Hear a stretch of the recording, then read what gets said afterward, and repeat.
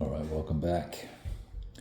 Let's try and wrap up what's gone on in the 29th of September term for the Soviets.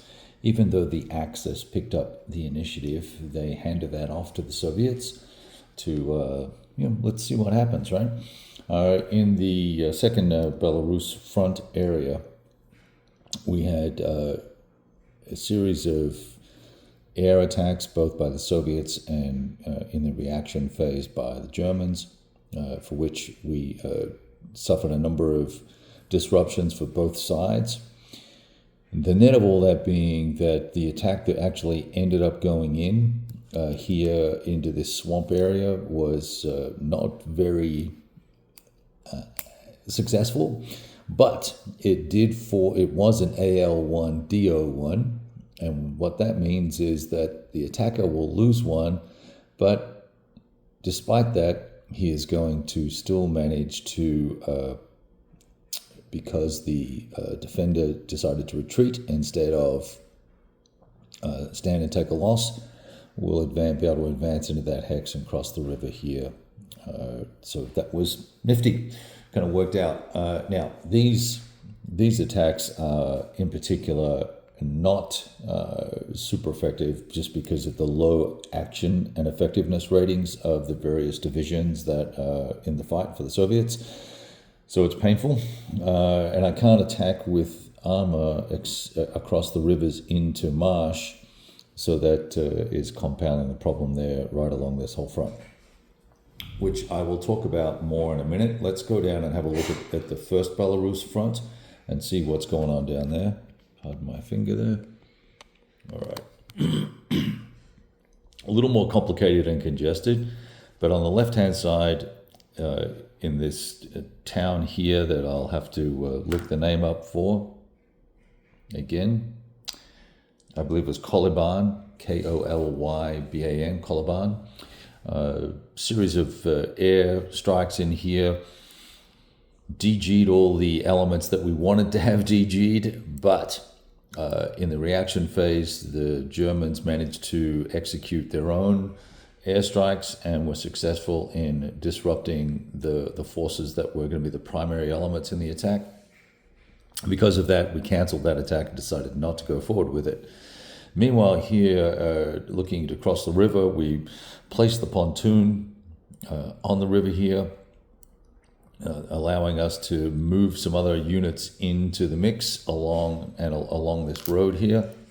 And with that attack that went on in there, we actually had a very successful air attack with Ilya 4s. They actually eliminated a regiment from the 5th Panzer Division, and then the follow-on attack using 7th Guard Cavalry was also effective and eliminated the German regiment that was left there. I think it was one of the motorized regiments.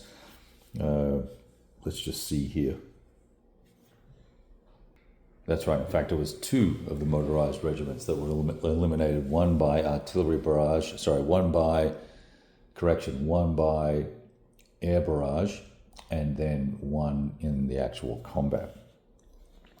So that has now allowed us to broaden the bridgehead here. We now have 2 hexes that we can cross into this kind of marshy, swampy area that is near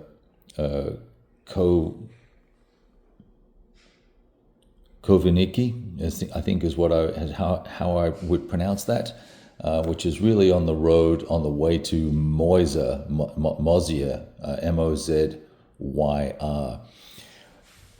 So, not great attacks. Oh, that's one thing. Other thing I did do is here, this location here. I thought I'd try and trick the Germans and pull a stunt here, because there's a little road that I was looking to try and work my way into here, into this little town called, Lyev, Loyev. And I was looking to try and cross the river here and then be able to attack from a non-river hex side. Unfortunately, that didn't go very well. We ended up with an AL2 result. That's a little hard to see with the glare, but AL2 result.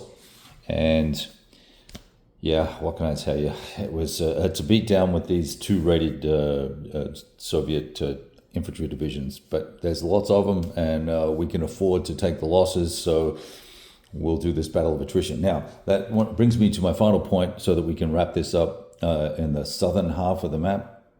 One of the things that I think the mistakes I've made for the gameplay for the first 2 turns is it might have been better for me to not have attacked on the 26th and accumulated supply, or taken all of the supply that was received for the entire turn and allocated it directly into these 2 southern fronts that were in offensive mode, and given myself an opportunity to make a broader number of attacks and perhaps widen the holes in the lines more effectively. So I think while it's a little late to do that next turn here down in the south, in the north, when we activate either the Baltic front or the Western front, we will potentially look at doing something similar as long as the weather behaves itself and doesn't cause us any further problems. All right, thought I'd just share that, and then we'll move on with the German turn in the 29th September 1943 turn. Thanks.